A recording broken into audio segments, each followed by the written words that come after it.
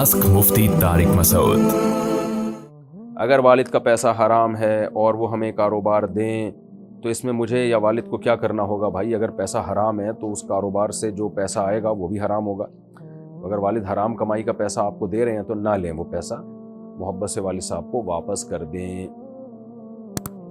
میرے والد نے والدہ کی وفات کے 4 دن بعد دوسری شادی کر لی اور ہم 4 بہن بھائیوں کو چھوڑ کر اور ہمارا گھر اور ہمارے پیسوں سے لیا گیا پلاٹ بھی دوسری بیوی کے نام کر کے سب چھوڑ کر چلے گئے۔ اس صورت میں ہمیں کیا کرنا چاہیے؟ سب لوگ کہتے ہیں کہ تمہارا باپ ہے تو اس کو خرچہ دو اور خود اس سے جا کر بات کرو، اور اسلام یہ بولتا ہے کہ چاہے باپ غلط ہو تب بھی اس کو جا کے پوچھو۔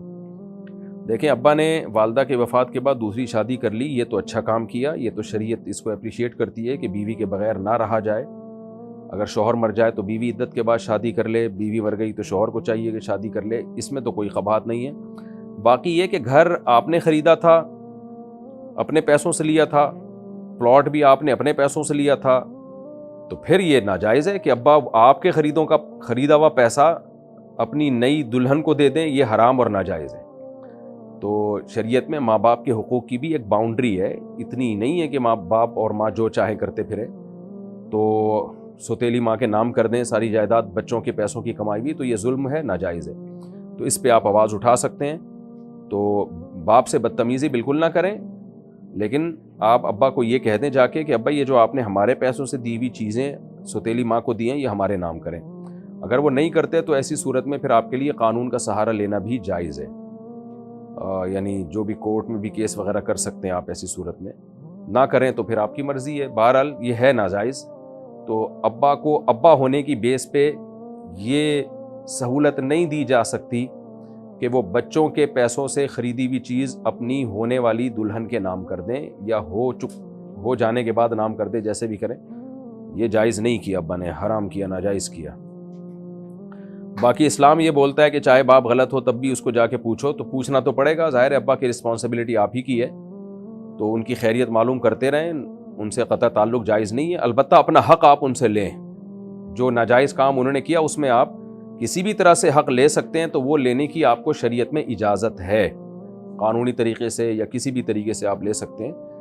قطع تعلق ایک الگ چیز ہے، بد اخلاقی ایک الگ چیز ہے، اپنا حق وصول کرنا ایک الگ چیز ہے۔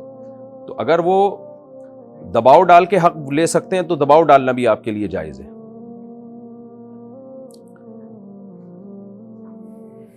محمد سعید سرگودا سے، فوتگی کے بعد کی رسومات کی کیا حقیقت ہے؟ مثلا دن میں 4 پائی بیڈ پر نہ لیٹنا، اٹھنا یا بیٹھنا، زمین پر بیٹھنا، اور فروٹ، حلوہ یا دودھ پر دعا پڑھ کر بچوں کو دینا، یہ سب ناجائز رسومات ہیں بھائی۔ میرا پورا ایک بیان ہے، قریب ایک کلپ آ جائے گا کہ مرنے کے بعد کیا کیا جائے، جس گھر میں میت ہو جائے تو کیا کیا جائے، تو وہ پورا کلپ نبیل بھائی ہے نا ایسا کلپ، تو وہ کلپ چلا دیے گا، تو وہ دیکھ لیے گا۔ باقی یہ جو آپ نے جو باتیں پوچھی ہیں سب غلط ہیں۔ کیا بیٹ باکسنگ جائز ہے؟ یہ باکسنگ کی کون سی قسم ہے میرے بھائی؟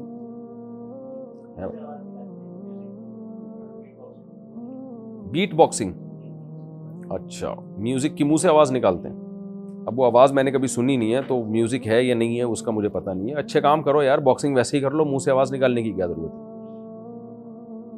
عبداللہ KPK سے، میرا ایک بیٹا حرام کماتا ہے، یعنی رشوت وغیرہ لیتا ہے، اگر وہ گھر میں کوئی کھانے پینے کی چیز لے آئے اور ہم اس کے بدلے اسے پیسے دے دیں تو کیا وہ چیز ہمارے لیے استعمال کرنا جائز ہے؟ دوسرا مسئلہ یہ کہ ہمارا ایک پلاٹ ہے، اگر میرا یہی بیٹا وہ پلاٹ ہم سے خریدنا چاہے تو کیا ہم اسے یہ پلاٹ بیچ سکتے ہیں؟ کیا وہ پیسے ہم استعمال کر سکتے ہیں؟ نہیں۔ اگر آپ کے بیٹے کی زیادہ آمدن حرام کی ہے، زیادہ حلال کی ہے اور رشوت بھی لے رہا ہے، تو پھر تو ہم یہی سمجھیں گے بھئی آپ سے جو لین دین کر رہا ہے وہ حلال سے کر رہا ہے، اور اگر زیادہ حرام کما رہا ہے، حلال کم ہے، تو پھر آپ سے جو لین دین کر رہا ہے وہ حرام ہی سے سمجھا جائے گا، جب تک کہ وہ نہ کہہ دے کہ میں نے حلال پیسے الگ سے نکال کے رکھے ہوئے ہیں۔ تو اس لیے اگر وہ کوئی چیز آپ کے لیے لے کر آتا ہے تو آپ اسے استعمال نہیں کر سکتی۔ البتہ یہ ضرور ہے کہ اگر اس چیز کے پیسے صدقہ کر دیں تو پھر وہ چیز آپ کے لیے حلال ہوگی۔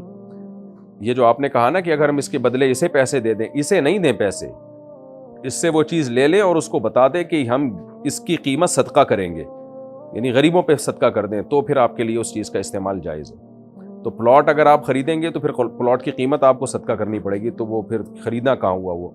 تو اس لیے پلاٹ تو نہ لیں اس سے، خریدے نہیں۔ میں نے بتایا یہ جب حرام آمدن اس کی زیادہ ہو۔ سلمان علی انڈیا سے کیا سامان خرید کر اس سامان کو کسی بھی کاروبار میں زیادہ قیمت کے بدلے بیچ سکتے ہیں، جیسے 10 روپے کی لی ہوئی چیز 15 روپے بیچ سکتے ہیں؟ جی بیچ سکتے ہیں، یہی تو ہو رہا ہے، کاروبار اسی کا نام ہے۔ 10 روپے کی چیز 10 میں ہی بیچیں گے تو بزنس کون کرے گا بھائی صاحب؟ عمران صاحب چنیوڑ سے، ایک لڑکی مجھ سے شادی کرنا چاہتی ہے اور اس کی پہلے سے ہی کسی عیسائی کے ساتھ شادی ہوئی تھی، اب وہ مسلمان ہو کر مجھ سے شادی کرنا چاہتی ہے، تو اس کا کیا طریقہ ہے؟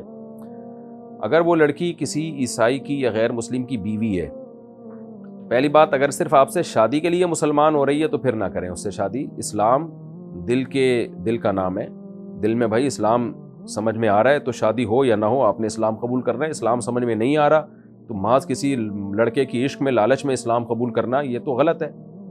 تو اگر آپ کو یقین ہے کہ وہ واقعی دل سے مسلمان ہو رہی ہے تو پھر شریعت یہ کہتی ہے کہ وہ اسلام قبول کرے اور اپنے شوہر پہ بھی اسلام پیش کرے۔